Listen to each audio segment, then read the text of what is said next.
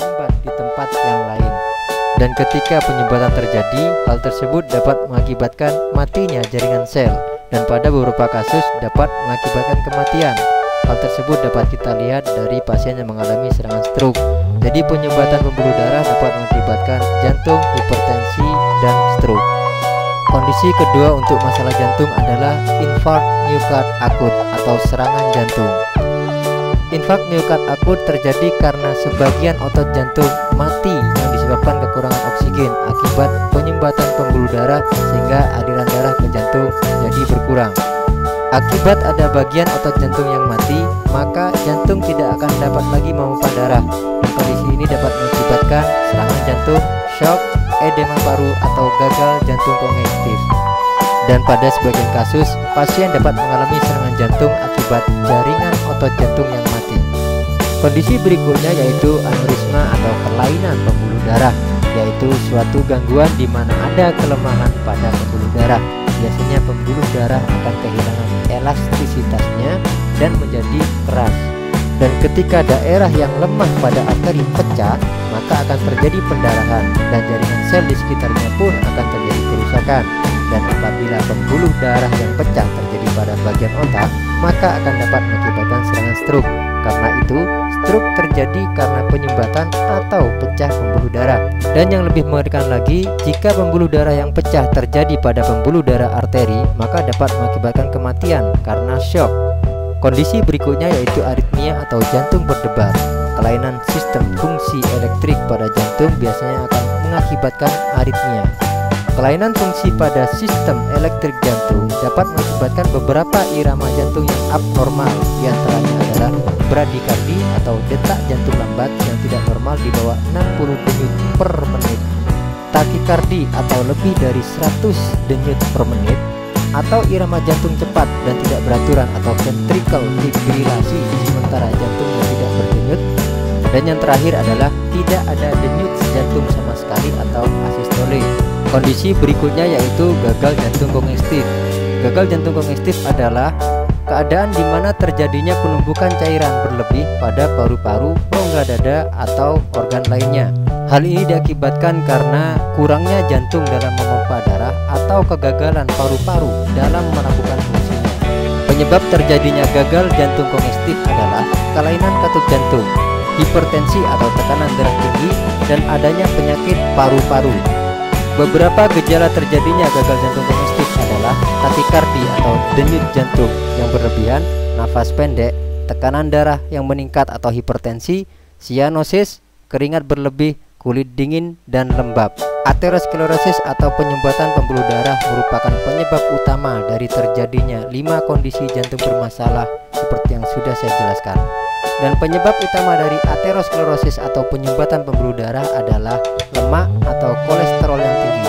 Jadi apabila Anda memiliki kolesterol yang tinggi, Anda perlu waspada karena kolesterol tersebut dapat menjadi pemicu utama terjadinya tumpukan plak pada dinding pembuluh darah. Solusi kedokteran untuk mengatasi aterosklerosis atau penyumbatan pembuluh darah biasanya dilakukan operasi pasang ring atau pasang stent. Sebuah alat kecil yang dinamakan dengan kateter akan dimasukkan melalui pembuluh darah di bagian paha sampai menuju titik penyumbatan pembuluh darah. Sebuah kawat kecil akan dimasukkan sampai menuju titik penyumbatan pembuluh darah. Berikutnya kabel kawat sampai menuju titik penyumbatan. Saat sudah mencapai titik penyumbatan, maka sebuah balon akan dikembangkan hingga membuka penyumbatan pada pembuluh darah. Pada saat itulah stent akan terpasang dan terus berada di dalam pembuluh darah yang tersumbat. Namun, apakah proses pasang stent atau biasa dikenal dengan pasang ring merupakan solusi yang terbaik untuk mengatasi penyumbatan pembuluh darah? Dan apakah seseorang yang sudah pasang ring pasti tidak akan mengalami penyumbatan kembali? Dan jawabannya ternyata adalah tidak.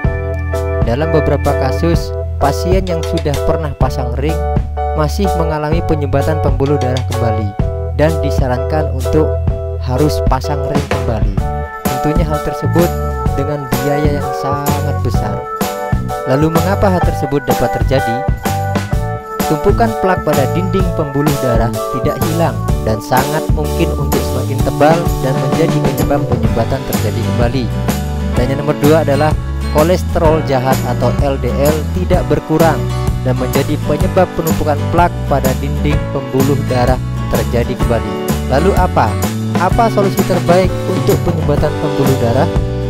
Solusi terbaik untuk penyumbatan pembuluh darah adalah pengobatan dari dalam yang dapat menghancurkan plak penyebab penyumbatan pembuluh darah. Dan yang nomor 2 adalah obat herbal alami yang dapat menekan kadar kolesterol jahat atau LDL agar sel darah menjadi sehat kembali. Dan semua jawaban tersebut terangkum dalam satu obat, yaitu ICP kapsul dari Tasiri. Di dalam video ini akan kami jelaskan bagaimana cara kerja dari ICP kapsul dari Tasiri. Dengan cara konsumsi sublingual atau menuang isi kapsul di bawah lidah, maka akan mempercepat proses penyerapan ICP kapsul untuk masuk dalam pembuluh darah. ICP kapsul akan langsung masuk menuju pembuluh darah melalui pembuluh darah yang berada di bawah lidah. Dengan demikian, mikrogranul sebagai isi dari ICP kapsul akan langsung memperbaiki sel-sel darah yang berada di dalam peredaran pembuluh darah. Selain berfungsi untuk membersihkan tumpukan plak penyebab penyumbatan pembuluh darah, ICP kapsul juga berfungsi untuk mengencerkan darah untuk mencegah terjadinya trombus agar tidak terjadi penggumpalan sel darah. Pada bagian video ini Anda akan dapat melihat bagaimana ICP kapsul dapat membebaskan penyempitan atau penyumbatan pembuluh darah yang diakibatkan oleh bekuan darah atau trombus. Pada saat terjadi trombus, maka mikrogranul atau isi dari ICP kapsul akan mengencerkan trombus tersebut sehingga pembuluh darah dapat lancar kembali dan aliran darah menjadi normal. Dengan demikian, aliran darah menuju ke jantung akan kembali normal. Berikut ini adalah video mikrosirkulasi pada pembuluh darah manusia yang dilakukan di Keio University, Jepang. Berikut cuplikan pembuluh darah manusia yang sehat tanpa adanya plak penyebab penyumbatan pembuluh darah. Anda juga dapat melihat bagaimana kecepatan mikrosirkulasi peredaran pembuluh darah pada manusia yang sehat. Sedangkan pada bagian video berikutnya Anda akan dapat menyaksikan bagaimana pembuluh darah manusia yang memiliki tumpukan plak penyebab penyumbatan pembuluh darah. Anda juga dapat menyaksikan bagaimana ICP kapsul dapat bekerja melarutkan, menghancurkan plak-plak penyebab penyumbatan pembuluh darah tersebut hanya dalam waktu 30 menit setelah konsumsi. Plak-plak tersebut akan dilarutkan menjadi ukuran nano sehingga tidak memungkinkan terjadinya penyumbatan pembuluh darah kembali. Pada bagian video ini Anda dapat menyaksikan dengan lebih jelas bahwa ICP kapsul selain dapat mengencerkan trombus atau gumpalan darah, ICP kapsul juga dapat melarutkan plak-plak lemak penyebab penyumbatan pembuluh darah. Hanya dalam hitungan menit, plak-plak penyebab penyumbatan pembuluh darah tersebut dapat dilarutkan